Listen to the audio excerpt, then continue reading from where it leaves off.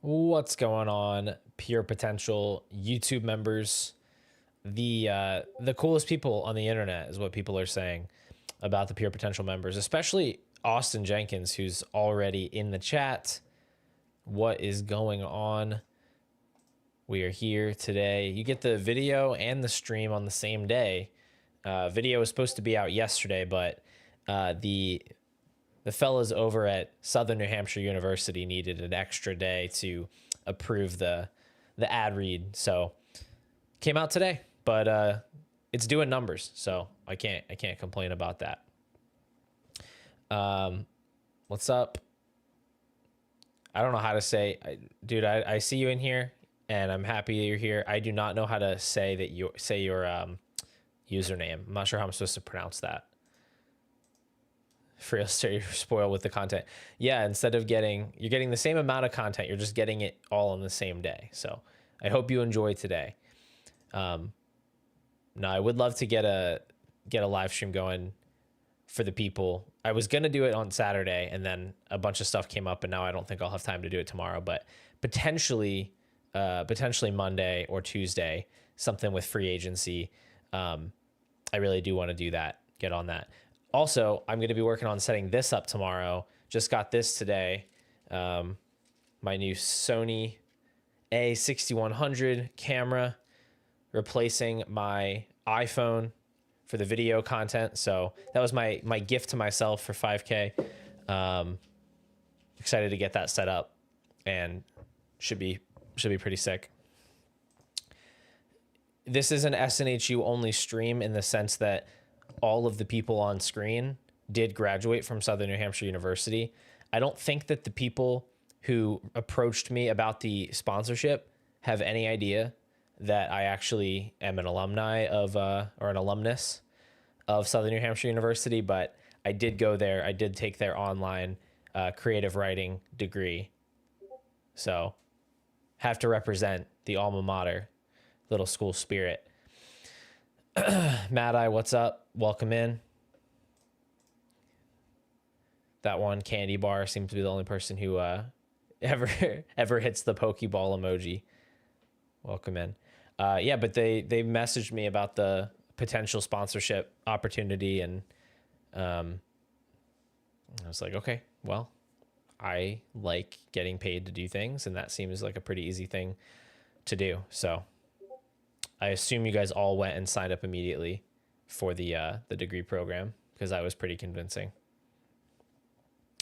I'm also noticing that Yella has changed his name in the Discord to SNHU Sports Marketing Major, so it definitely worked. It worked on him, and I think he changed his name in the league, in the startup too, to SNHU Potential or something like that. But anyway. I see some conversation about 102 in the chat. So let me just, let's see what this says. I wonder if Caleb Johnson gets drafted by Dallas, how much do they skyrocket?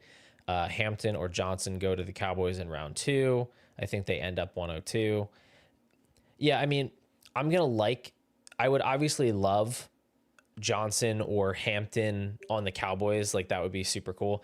At the same time, there's just no shot I'm taking one of those guys as a round 2 pick over the players that are currently valued next to the 102. Like, I'm just not going to trade Lad McConkey or AJ Brown or Devon Achane for one of these running backs with 2nd round draft capital on the Cowboys. Like, I think that they're fine prospects, but I don't think they're like elite prospects. And I don't think the Cowboys are not like the Cowboys now are not the Cowboys of old. Like, I don't really think Schottenheimer's all that. I think that team is in a pretty bad spot right now. It's not an offense to avoid, but it's also not like, oh my gosh, you're the running back on the Cowboys. Like we just saw Rico Dowdle was the running back on the Cowboys. He wasn't like he wasn't a league winner. Like it's not a guarantee that just because you are the starter for the Cowboys that you're going to be an RB1. So, yeah, I think it could happen. I think that hype train could happen, but I don't think that I'd be spending 102 on that. I would definitely be trading out. I think I only have one 102 pick. And I'm pissed about it, furious about it, because I was trying to sell, dude. I was in a race for the 101 with this guy, and I thought I had it locked up. And then Rashad White has these back-to-back big games at the end of the season. I had been trying to sell him for like anything, and I'm like, well, I shouldn't just sell him for like a 4th-round pick. He's probably worth more than that, and I don't think it's going to cost me the 101. And then he has a couple of big games. My opponent, of course, his 2 quarterbacks, the guy I was dueling with for the 101, his 2 quarterbacks are Stroud and May, who both had buys in week 14. So the last week of the regular season, he passes me in max points for, and he gets the 101, all because of freaking Rashad White. So anyway, I have to figure out what I'm going to do with the 102 in that league. But the person who beat me out for the 101, by the way, was Jacob Sanderson. So he was lording it over me in the chat. But anyway, I will have to figure out what to do with that pick. And I suspect the people in that league are not going to be super eager to trade me superstar players for it, but we will see. Mad Eye, this is incredibly based. Very happy to hear that your kids are so cultured. Okay. 102 over Marv and Wilson. I mean, I have them in like the same tier. I don't think that that's a killer. I can honestly see it over Wilson. I'm struggling with what to do with Garrett Wilson because like I do believe in his talent, but also it's getting to a point with the Jets where it's like kind of a meme how bad they are, and I just don't know when it's going to get better. And maybe he gets traded, but to who? So it's hard to say. And he's not getting any younger, right? So like the more years that we have to waste of him being in a dysfunctional offense, the harder it is to kind of justify this high premium price for a guy who's never really been like a top 24 or top 20 points per game wide receiver. So I don't know. I don't know that Wilson's necessarily going to like come out and kill you and, make you regret, like going to burn you. I don't know and I don't know what to think about Marv either. Like he's going to be in the same situation next year as this year, but obviously grow a year in the league, get more experience. So if I had to bet, I would bet on Marvin Harrison improving, certainly from what he did last year. We're still a far way away from him being like a lock to score as a wide receiver 1. But anyway, I think you'll be fine. Let me just take a look here at some of the questions that were asked. Someone said to talk about best and worst drafts. Maybe when we're done, I can go through and do like a power ranking if everybody promises that their feelings won't be hurt. But I'm gonna wait until the draft's done, I think, to go that route. I'll probably touch on the startup a little bit later on. I'm gonna try to answer some of these questions first. You guys can always interrupt me, of course.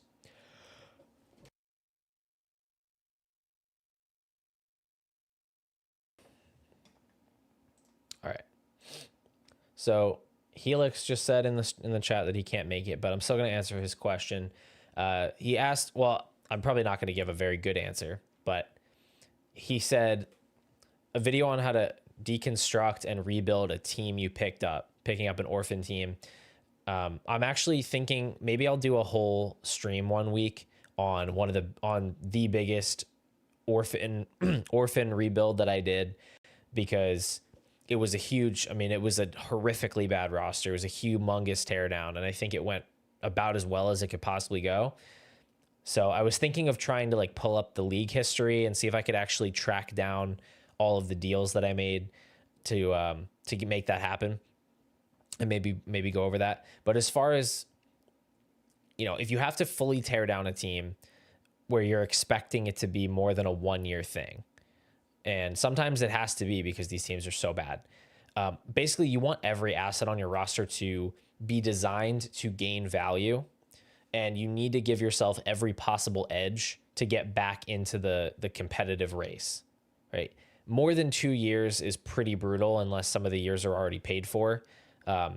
2 years is hopefully the most that it has to take.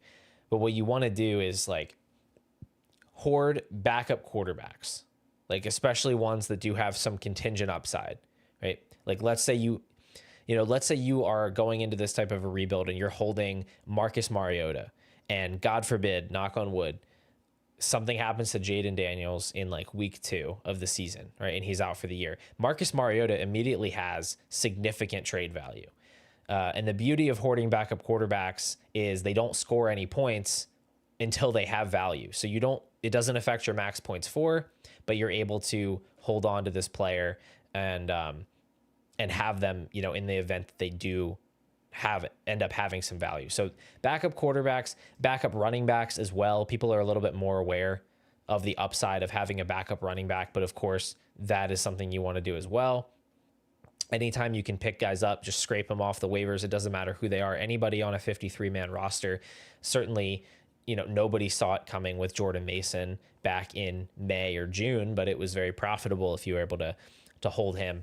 And then the tricky part is navigating, like, when do you trade, right? When do you pivot off that guy? I think if you're in the spot where you need to maximize your value, you're just going to go ahead and move off of a guy like not Coker, we're going to talk about him later, like Mason, as soon as you can see, okay, this guy has some significant trade value right now. I don't know how long that's going to last, and I'm just going to go ahead and move.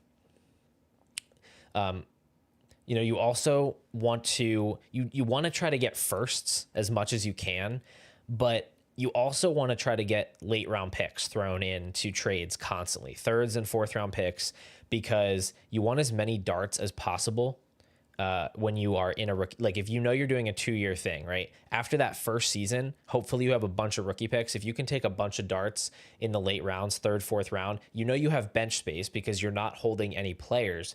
If you can get a bunch of running backs and wide receivers and tight ends late and just hold them, even quarterbacks too. Like somebody like Spencer Rattler last year didn't really work out, but in other years you've had like Sam Howell, who has come in and had value. Even somebody like Davis Mills had value once upon a time. By taking all these dart throws, you're giving yourself these little lottery tickets that could potentially become a Bucky Irving or a Tyrone Tracy, and that really can accelerate the rebuild process. And then finally, just get the 101 by any means necessary, no matter like whatever you have to do. If you have a team that's in that bad of a spot value wise, you need to get that 101. It's the ultimate bargaining chip. So, anything you have to do in terms of like, if you have to sell a little bit low on some veterans that are declining, I should have sold Rashad White for a 4th round pick. Obviously, I would much rather have the 101 than have the 102 plus Rashad White on my team. That was stupid that I didn't do it. And I was overconfident that I was going to get it, and it was dumb. I should have taken every measure to make sure that I got that 101 pick. So do that. So that would be my quick answer to that question. Austin says, I know you don't like productive struggle, but I had never done it. I thought it could be fun, especially in a league where everyone is sharp and could be hard to find a value advantage. Is that stupid? No, it's not stupid no, I don't think so. I think the problem with people doing productive struggle is often when it was so, I don't know how popular it is right now. I think it is still pretty popular, but like if you're going into a draft where half the lobby is going to tank in year 1, you've lost the edge, and the edge becomes competing because nobody wants competitive win now pieces. You seem to have in this draft identified an edge in that you're the only person who is racking up future picks. And so you now have you've kind of cornered the market on future firsts, and you're the first mover in terms of productive struggle, in terms of tanking. You have the jump start on the 101. You have multiple future firsts. You've kind of got your ducks in a row where anybody else now that wants to tank is behind the 8 ball relative to you. So I think that you did it right. And if you're going to do it, you got to do it. You got to go for it. Get yourself as many firsts as possible. You can't like half-ass a productive struggle. And I don't think that you have done that.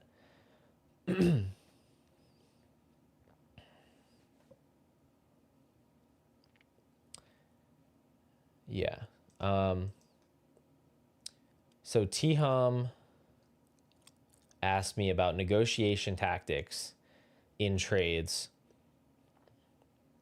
And that was one that I was like, I was really, I mean, I still am. I'm struggling with my answer because it's like, I know that there are things that I do in trades, but it's like trying to segment it out into these particular categories or like into a repeatable strategy. Because it feels like the way that I talk with managers is very like my edge in negotiations is like trying to understand the other person and what their perspective is. Like what I'm making this up as I go, so I apologize. It's not articulate, but like trying to get into the mindset of what I think this other manager thinks of their own team, what they think they're trying to accomplish, and then crafting an offer that makes them feel like they're getting closer to that thing they're trying to accomplish. Certainly being, as Yella says here, being nice and friendly with people definitely does help. Not sending terrible crap offers to people. I don't send terrible trade. Like that's one thing. I do not try to send like terrible lowball offers. I mean, sometimes people think I have an offer that's terrible just because their perception of the market is different than mine. But I don't necessarily go out and, unless I'm really confident in my evaluation of a player, an asset, or I think I have like a limited window to get something done, I don't go out and send like an overwhelming, this is my best offer. I will send, 80%, 85, 90% of my best offer, and then give myself some wiggle room in case they want to get cute and try to ask for more, or maybe they're not quite there and I can like kind of strong arm them into wanting to accept by offering a little bit more on top. I do like to take that approach where I get most of the way there. I don't think that the mega lowball offers benefit anyone. I don't think they help. I think that the amount of bridges you'll burn from that will far outweigh the occasional trade that you get through. But I do, I do really try to personalize it to the other manager. Like I play with people where I just know they're not going to want draft picks. So I'm just not going to send offers to them that involve picks. I play with other people where I'm in some leagues where nobody values running backs, and I'm in other leagues where running backs are king, where running backs are currency, and you absolutely have to ask for more if you're going to sell a running back, and you have to be willing to pay more if you're going to buy a running back. So I really do think understanding the context of your league and particular tendencies of league mates can be pretty underrated. I'm trying to think through some other stuff. He actually said a few things that were cool. Asking for third and fourth rounders to be thrown in, that's fine. You don't want to like pester people too much. Like if you don't want to go through too many counters with people and start asking for like these little add-ons, you definitely can bug people, but it's usually pretty harmless to do it as like a one-off counter. One thing that he said that I don't find has ever really worked for me is like pointing out positives in a trade for the other person. Maybe if I know the person pretty well and I'm confident that they're not going to misunderstand me if I like actually explain why I think it's beneficial. But in terms of like the people I mostly play with, I play in a lot of leagues with people that I don't really know that well. And I don't find that approach tends to get me anywhere. I certainly don't love it when strangers try to tell me why I should value the players that they're actively trying to get off their teams. But I see how in certain spots it could work.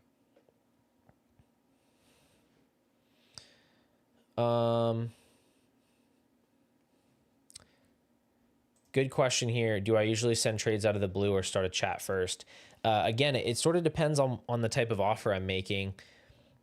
If the offer is like a little bit counterintuitive, or I think that they might misinterpret my offer because maybe what I'm sending isn't really in line with the market, or a player doesn't have a clear market value because there's been some sort of like injury news, or there's been a recent development that changes their value and I don't know where their value sits. I might send a message and say like, hey, I'm interested in this player. I don't know where you're at right now. This is what I was thinking, right? We can work on it. Because they could misunderstand and think you're trying to take advantage. And sometimes, you get like the Puka Nacua situation when he came out of the blue. Some managers were like, sure, I'll send him away for a mid-second. And then other people would like get angry at you if you were to send that offer to them. So I do think it could be helpful to try to establish that context. We've got picks flying off the board here in the startup. Oh, good. And it's a bunch of players that I hate. Schnitz finally got himself a Tampa Bay Buccaneer. Oh, he has Godwin too. Yeah, you can have Rachaad White, buddy. For sure. You can have Rachaad White. Absolutely. What was I looking at?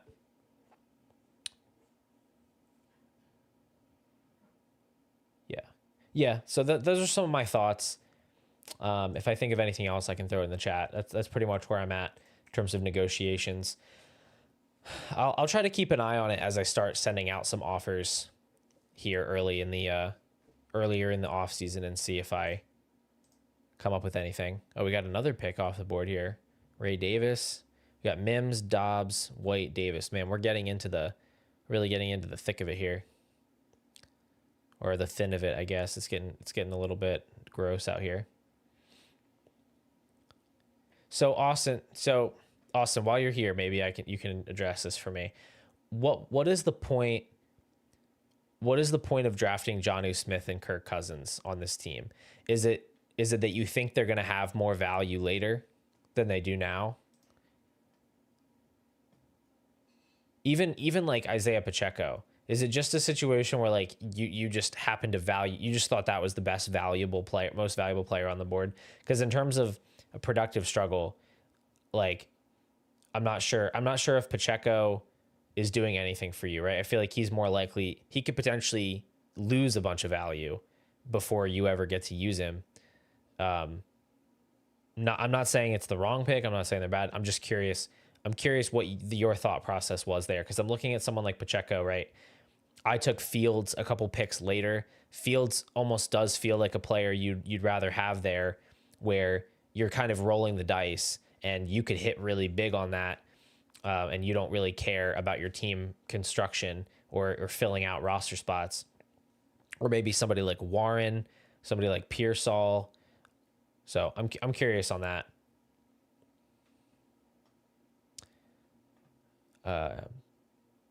Anyway, that was just something that came to mind real quick. Are we situation over talent? Can you clarify that question for me? In what circumstance? Like always? I mean, typically I would say talent over situation, but you need to clarify what you mean there for me, if you don't mind. Schnitz asked about dynasty mistakes. Honestly, I should make a video about dynasty mistakes, probably. Like common mistakes. I feel like that could be, I could see people clicking on that. Where did he write? I can't find where he put the question. Oh, there it is. Biggest mistakes dynasty players make, how to prevent them. I mean, that's a broad question. I'll touch on a couple of things here. And some of these are things that I've like addressed before in videos, but this is top of mind because of that commenter from earlier today. People who are looking at total points rather than points per game, I really don't know what to tell you. Like, obviously, if a player like Rashee Rice's points per game in 4 games, that's not necessarily predictive of his whole season. But when you're talking about, to say that Terry McLaurin was the 7th most valuable wide receiver in fantasy this year because he had the 7th most total points is just not true. When you actually look at it from like a wins above replacement angle, or like how much did he help your team in the aggregate, he was not the 7th most valuable wide receiver. So I don't think that you should be looking at. Most of the time, you should be looking at points per game. Terry McLaurin was not a top 10 wide receiver in points per game this year. And that guy was trying to say that Terry McLaurin's a lock to be top 10 next year. I was like, dude, he wasn't top 10 this year. So that's a mistake. Don't think so. Let me go back to what Yellow was saying about talent versus situation.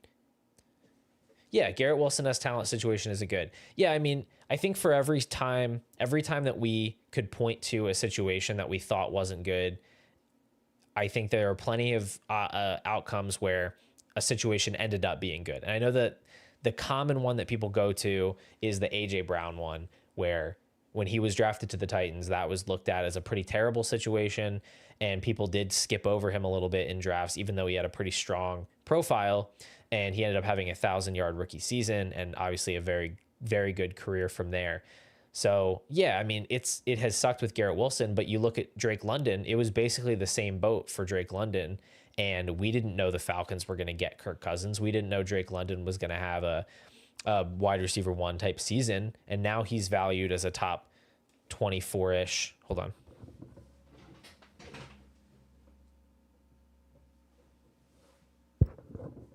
And now London is valued as like a top 24-ish type asset. So I think I still lean towards talent. I'm going to break ties towards situation. And sometimes I'm going to, put on my ball knower hat a little bit and say when I think a situation is less likely to change. But for the most part, I'm trying to, you have to weigh the talent because there's always that variable of the situation changing in a way that you don't anticipate and you don't want to be on the outside looking in.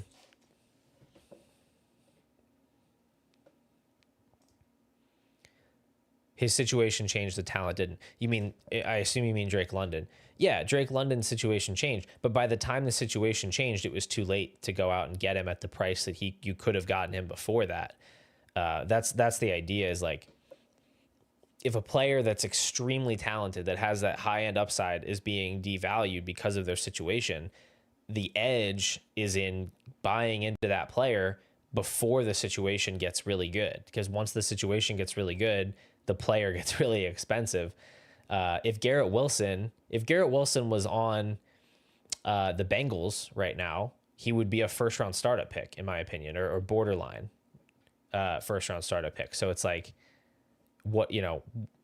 we can't, obviously he's not going to be on the Bengals, but if he's going to get traded, who's to say he doesn't get traded to the Washington Commanders, or he doesn't get traded to, I don't know, the Chargers, or somewhere where he can be really good. So I don't think that I can't devalue players too much just because of situation. I'm going to try to be realistic about it. And I'm not going to look at my teams that have Garrett Wilson and say, okay, well, I've already got one top 5 wide receiver locked in. Let me go find another one. I'm going to try to plan out accordingly with what I think that their projectable points are. But I also have to factor in some level of what if everything comes together for this guy? And that can't happen. Another very common mistake I see in Dynasty is this overemphasis on team needs, and specifically this way of addressing needs in really counterintuitive ways, or counterproductive. I guess counterproductive is a better word. Counterproductive ways where you're kind of cutting off your nose to spite your face. I really need a wide receiver, so I'm going to draft Tet McMillan over Ashton Genty. Or I'm going to massively overpay to go get this one player because I need a tight end. I'm going to pay everything to go get Sam Laporta, but I have to because I need a tight end. When there are always 100 ways to address a problem. You don't have to choose the one that is the least cost effective or the least beneficial to your team in the long run. So I do find that to be the case. And people trying to address team needs really early in the offseason. I need to go out and get a running back. I need to go out and get a wide receiver. I think that is a mistake where you can just, and I preach this all the time, but you can just be patient. You can just wait for opportunities to come up. You don't have to just take the first thing that comes along. People do this with first round picks too, where they'll I see these trades where it's can I trade my first for this player and this player. And it's like, on paper, I guess that value is right. But do you really want to use your first for that? Do you really want to spend your first? I remember one of my earliest years in Dynasty, I ended up trading my next year first because I had a need. I was like scrambling to try to make the playoffs. And I traded it for Mike Williams and Melvin Gordon. And neither of those guys were worth like even a second round pick the next year. And I felt like such an idiot for having traded my first, to get two players where like on paper the value was sort of there and it just went terribly. I didn't make the playoffs. Those guys didn't score the points I needed. It was a bad time. And I see people doing that far too frequently. What's up, Big B? Welcome to the stream. I mean, honestly, it's impossible to say for sure. It's especially super early where we don't even know who these teams are meeting with or whether they're interested. But yeah, my gut feeling is that the Commanders add a running back this offseason. So I'm a little bit wary of Brian Robinson.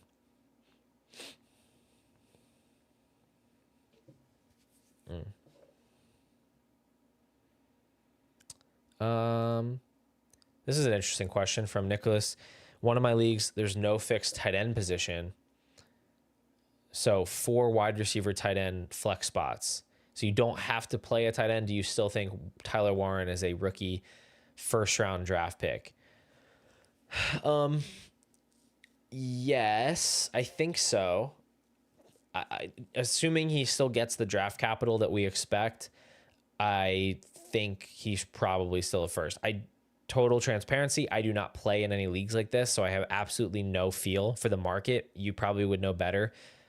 Try to think of what tight ends in your league you think would fetch a first round pick right now, right? Like, do you think Sam Laporta would be worth a first round pick right now? Because like if Sam Laporta isn't worth a first round pick in this league, I don't know if Tyler Warren is.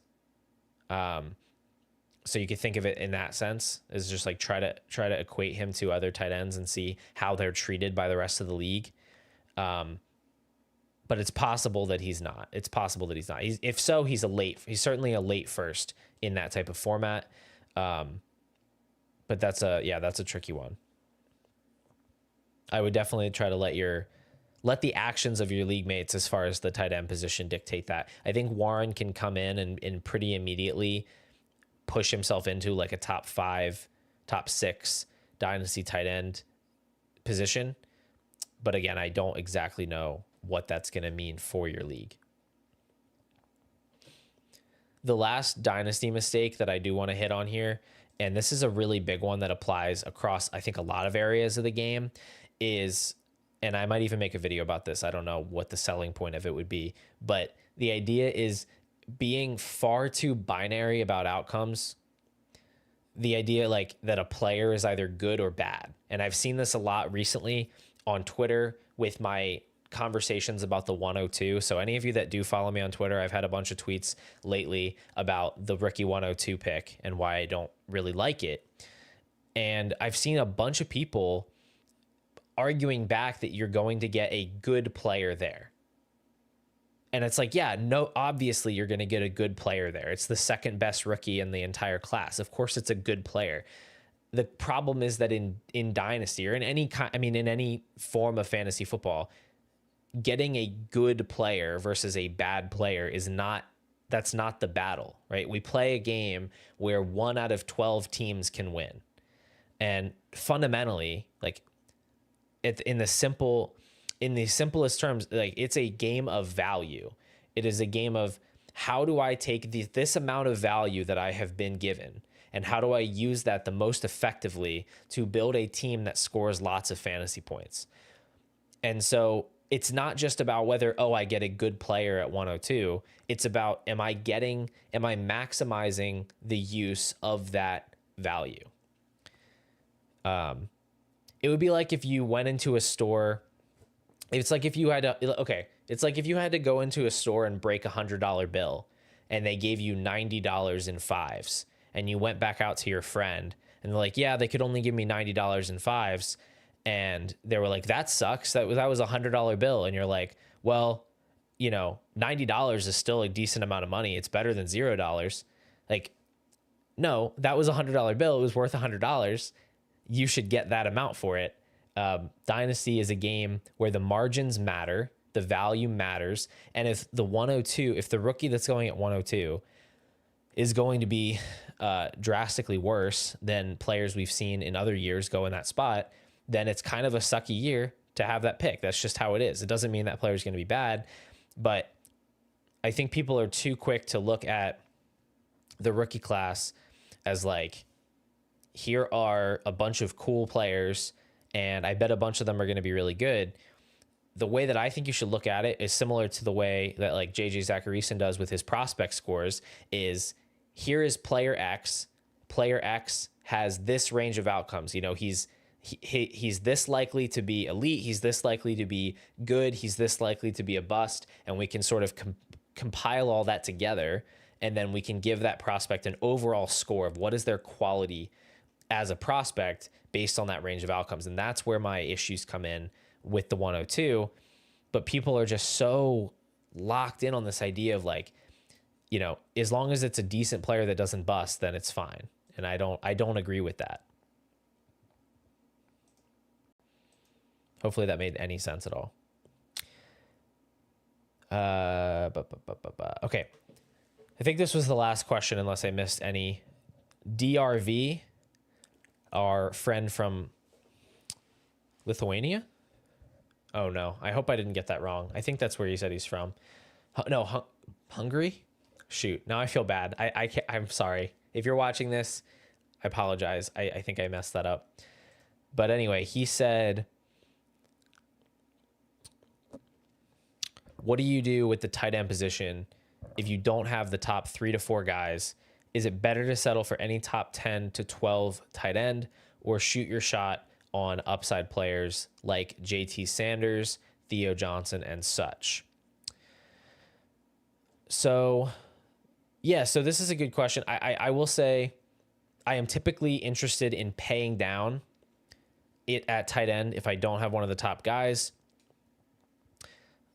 I do think there are some tight ends that are sort of middle valued that have a level of upside that I'm comfortable investing in, like TJ Hawkinson, David Njoku, as I've mentioned. I think those guys have enough potential upside to give you that like a top 3, top 5 type of season, while also having a safe floor and also having a value, you know, kind of a value floor where I'm okay with investing. But I do think if nothing else, you're better off paying all the way down as opposed to paying for the most expensive tight end that doesn't matter. It really sucks when you pay up for Sam Laporta, which people did last year, and I understand why they did it, but to pay up for Sam Laporta and then have him be a total non-factor is really painful. And it's especially painful at tight end, where not only do like the lower scoring players not matter, they literally are like, they don't even make the flex spot, right? So if you go out and you draft, like at least if you go out and you draft the wide receiver really high or the running back really high that struggles, like Breece Hall, you know, didn't have a great year, you could still play Breece Hall as like a decent flex player. So he wasn't the RB1 you hoped for, but he was still a guy you could use. If you end up drafting that tight end that doesn't matter, you're either playing them in your tight end spot, and so you're just canceling out with all the people who paid nothing for tight end while you paid a 3rd round pick, or you're playing them in your flex, and you're probably starting a worse player in your flex than people got off the waiver wire or got, you know, in the 20th round, or you're sitting them on your bench and you're literally not using your 3rd round pick. Like I drafted Kyle Pitts in the 1st or 2nd round of startups a couple of times, and it hamstrings your team. It just sucks. You have this useless player. So anyway, all that to say, yeah, I definitely don't mind paying down because the position gets so flat. But in Dynasty, it's nice because you have so many roster spots. You can sort of have different tight ends for different purposes. Like you can go out and you can really cheaply right now go out and get Evan Ingram. You can go out and get Travis Kelce. You can get Dallas Goedert super cheap right now. Even Hunter Henry, like if you want to go all the way down.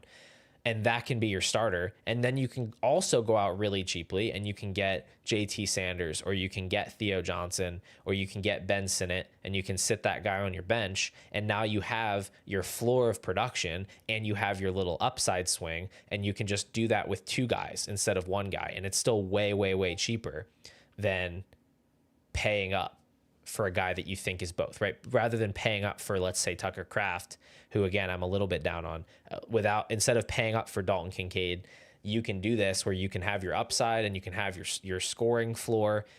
You can have your cake and eat it too, with a couple of tight ends there. Matt, I've never been in a start 2 tight end league. It kind of sounds like a nightmare to me, but I'm sure it would be a good challenge. Also, AJ is pointing me to something from above. Oh, here it is. What the hell?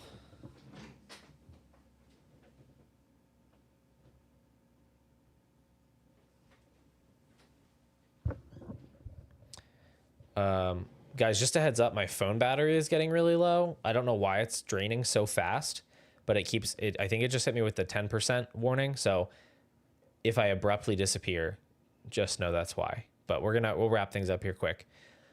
Austin said, when I took Pacheco and Jonnu, I wasn't 100% sure I wanted to tank. For some reason, I was considering trading down the line. No, I mean, that's reasonable, because if you just collect a bunch of value and you still manage to piece together like a somewhat competitive team, you could always pivot to contending later. So that's fine. I mean, that's a reasonable thing to do. And again, it's not like you were reaching on players where there were like massively better options on the board. They just weren't necessarily the guys I would have taken if I was fully committed to a tank. But again, I understand your thought process there. Also said, I thought those were the most valuable players, and the younger guys that might be interesting were far down the rankings. Yeah, no, totally fair enough. Nicholas says, what's a good framework to decide if I should take Genty or trade back to a top 5 running back pick plus other assets? I'm rebuilding and have the 101. So if you're rebuilding and you're going to trade the 101, I would say I wouldn't necessarily be trading it with the goal of drafting another running back. I would probably just be trying to trade back in general and add future firsts. So like see what the highest pick in the first round that you can trade back to is, and still get another first on top of that, right? See what that is. Is that the 106? I think if I'm rebuilding, I would take the 106 and a 2026 first rather than Genty. I think it makes sense to split up your bets across 2 lower valued assets that can gain more value, as opposed to locking in a guy in Genty who can certainly gain value once he gets on the field, but is already valued extremely highly. I don't think if you're going to be rebuilding, I don't think you necessarily want a running back. If you end up in a spot where that's the best pick, go ahead and take the running back and try to pivot later on. But that's how I would think of it. And if you're not rebuilding, there's not really many situations where I'd be trading out of the Genty pick. And I don't think I'd be trading back. If I'm going to trade him, I would trade him laterally for another superstar player, or try to package him to actually go even higher and maybe target like a Jaden Daniels or a Jamar Chase or something like that. So that's how I would view it. Definitely, if you're going to trade back, you want to be getting significant assets that can gain value on top of that.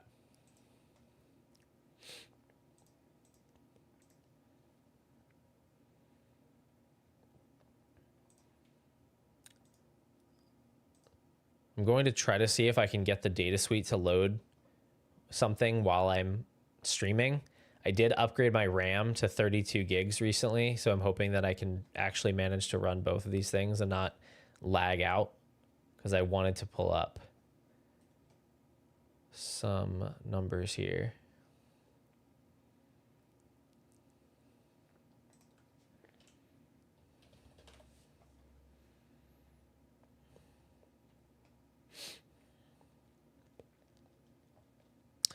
Yeah. All right.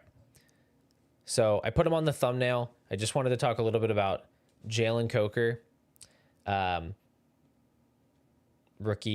rookie wide receiver for the Panthers. Definitely rising on this guy. I'm pretty interested in him, up to, especially if you can get him for like late second value.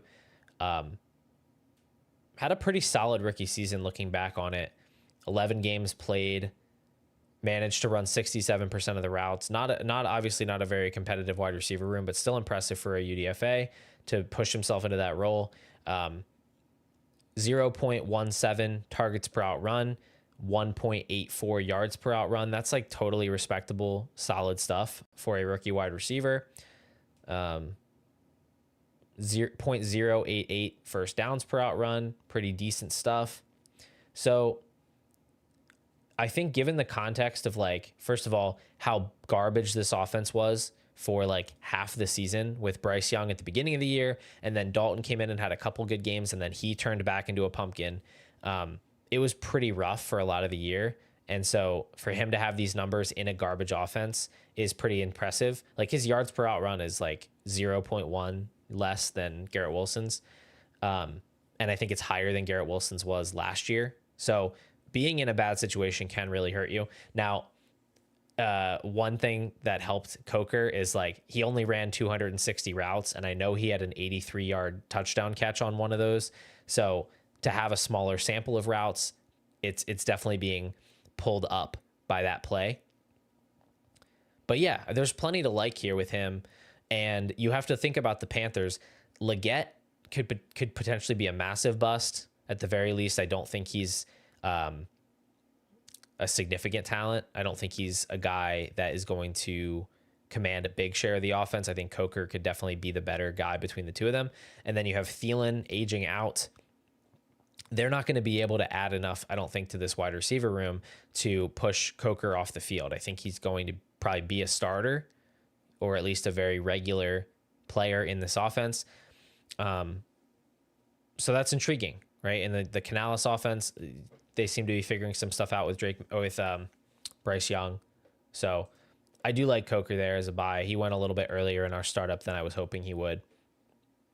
But anyway, interesting guy. All right. I'll talk more about the startup next week. Let me just let me take a look here, see what we have going on. We are in the 15th round currently. We have reached the spot we tend to reach towards the end of the night where we've gotten to our Hungarian friend who is sleeping soundly at the moment, and usually he'll wake up, and then shortly after that, HM will make his pick, and then it'll be my turn again. And I've got a couple names here in the queue ready to lock up. We've got rookie picks off the board up to, let's see, I took the 210, 211, 212. I think the next rookie pick is 301. And the last pick off the board here was Rico Dowdle at 15.8. That was a good pick. I had him pretty high up in my queue. I like that one. It's been pretty interesting drafting against people that have my rankings.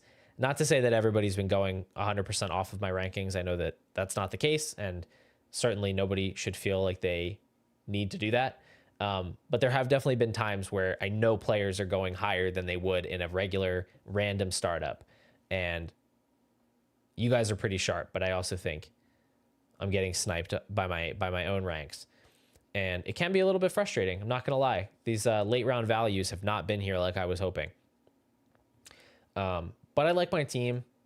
I've got Jaden Daniels, Ladd McConkey, AJ Brown, Bucky Irving, 108, Tyreek Hill, Chuba Hubbard, David Njoku, Geno Smith, Tony Pollard, Justin Fields, Deebo Samuel, the 210, and Evan Ingram. So I think I have a pretty good mix of youth picks and then veteran production where I'm hoping, I can compete this year, and then not necessarily be in a bad spot moving forward, right? Daniels, McConkey, AJ Brown, Bucky Irving, hopefully whatever I do with the 108, that can set me up with a nice little core. And then I have guys in Tyreek, Hubbard, Njoku, Geno, Pollard, who can fill out the lineup this year, hopefully last another year or so, and I can start looking for backup options. Dude, don't tell people this. That was way earlier in the video, and nobody saw it. Nobody was tuned in other than you, so shush.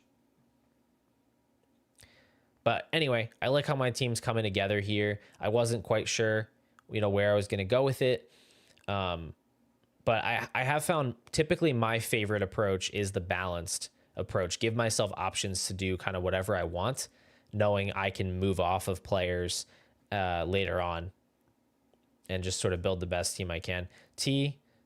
I've heard maybe at least one person say they really like T's team. I guess it's all right. You got Jalen Hurts at the 108, which is pretty sick. Amon-Ra St. Brown at the 205 also feels pretty sick. JSN at the 305, a little bit of a reach for me, but I don't hate it. Solid values on Taylor, Olave, Jacobs. He grabs his elite tight end in Kittle. QB2, Sam Darnold kind of feels bad. I'm not sure what this Gostkowski pick, which rookie pick that is. It looks like 203, 204, something like that. He's got Juwan Jennings, Cooper Kupp, Aaron Jones, DeAndre Swift. Yeah, I mean, it's a solid team. Obviously, it's a little bit thin at quarterback with Darnold as the QB2. Doesn't have a QB3 just yet, and it's pretty much wiped out in terms of starters. It's going to have a pretty sick 3 wide receiver set. It's going to have a really nice starting 2 running backs, good tight end. So, yeah, should be a contender. I like the sneaky Deontay Johnson pick down there pretty late. It's a good one. It's a good one for sure. Anyway, we're going to go ahead and wrap things up today, guys. Like I said, I'll try to talk about the startup more later. I'll probably do like a power rankings or some kind of wrap up for the startup in a stream coming up here. I have definitely enjoyed the draft with you guys. And I've enjoyed this stream. It's been a good time. I am going to sign off for the night. Hope you guys have a good weekend. Hope you enjoy the Pro Bowl games or whatever is going on. But I'm going to honestly enjoy a week without any stressful football games and just maybe just relax a little bit and read a book. So hope you guys have a good one. I'll talk to you all soon.